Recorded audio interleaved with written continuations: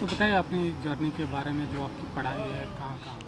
पढ़ाई मेरी शुरू हुई है चिराग शरीफ में ही मैंने पढ़ाई की है।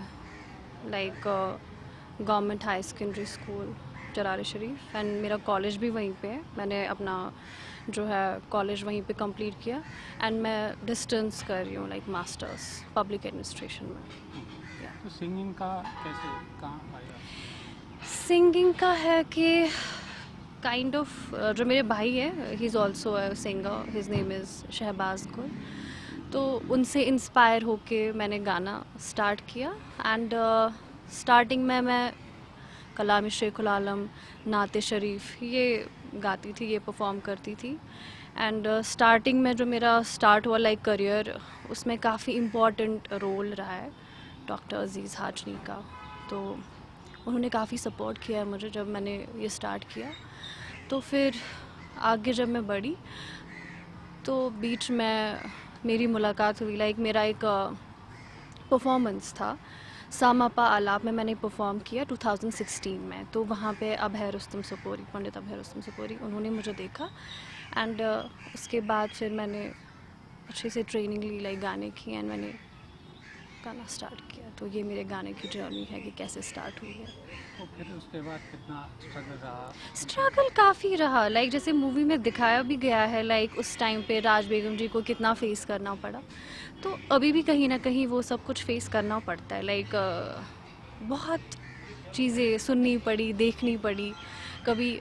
हाँ, स्टार्टिंग में घर वालों ने मेरा काफ़ी सपोर्ट किया है। लाइक माय फादर, जैसे ज़ेबा के फादर है, मेरे फादर भी वैसे हैं, उन्होंने काफ़ी सपोर्ट किया है मुझे। लेकिन क्रिटिसिज्म काफ़ी हुआ कि लड़की से गवाते हैं, चीज़ें थी, हुई, काफ़ी हुई। बट अब ये चीज़ें कम होने लगी हैं, क्योंकि जब फिर एक मुकाम मिलता है तो फिर क्रिटिसिज्म काफ़ी कम हो जाता है। तो अभी लगता है कि अब ये चीज़ें काफ़ी कम हो रही, क्योंकि मैं ही नहीं, कश्मीर में बहुत सारी लड़कियां अब आगे आ रही है इस फील्ड में। तो स्टार्टिंग में तो बहुत कुछ सुनना पड़ता था इस रिलेटेड कि क्यों कर रही है, क्यों करना है, ये कौन सा करियर है, इसमें क्या बन सकती है ये। क्योंकि कश्मीर में माना नहीं जाता लाइक सिंगिंग को कोई प्रोफेशन। तो स्टार्टिंग में बहुत कुछ सुनना पड़ा था। कौन सा गाना था वो जो स्टार्टिंग मैंने आपको बोला, मैं कलाम शेखुल आलम परफॉर्म करती थी, मैं नात परफॉर्म करती थी, मैंने काफ़ी सारे नात कॉम्पिटिशन्स में परफॉर्म किया है। तो स्टार्टिंग वैसे हुई। फिर मेरे भाई और मैं, हम घर पे ही गाने रिकॉर्ड करते थे। तो मैं पहले कश्मीरी ज़्यादा गाती भी नहीं थी, गाने रिकॉर्ड होते थे तो उनके साथ लाइक रिकॉर्ड करते करते प्रैक्टिस भी हो जाती थी। तो हमने गाने रिकॉर्ड किए, मेरा इस चीज़ में काफ़ी इंटरेस्ट बढ़ने लगा धीरे धीरे। तो कहीं ना कहीं भाई की वजह से वो एक इंस्पिरेशन मुझे मिला, क्योंकि वो माशाल्लाह से काफ़ी अच्छे सिंगर है। तो गाना वैसे ही स्टार्ट हुआ, लाइक ये पता नहीं चला बिकॉज़ ये लिखा हुआ था। तो मैं गाती रही, एंड इस चीज़ में आगे बढ़ती रही।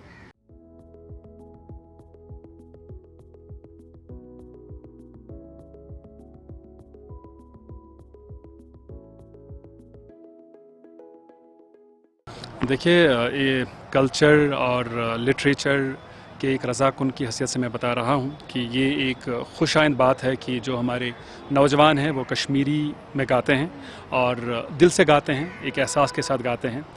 आजकल एक चीज़ मैं बहुत संजीदगी के साथ नोटिस कर रहा हूँ, क्योंकि दिल चूरन और जो बाकी नगमे हैं सॉन्ग्स ऑफ पैराडाइज़ के, लोग बहुत शौक़ से सुनते हैं, मोहब्बतों से सुनते हैं। और पूरी दुनिया में अक्रॉस द ग्लोब जो कश्मीरी है उनमें एक कनेक्ट पैदा हो गया है इन सॉन्ग्स की वजह से।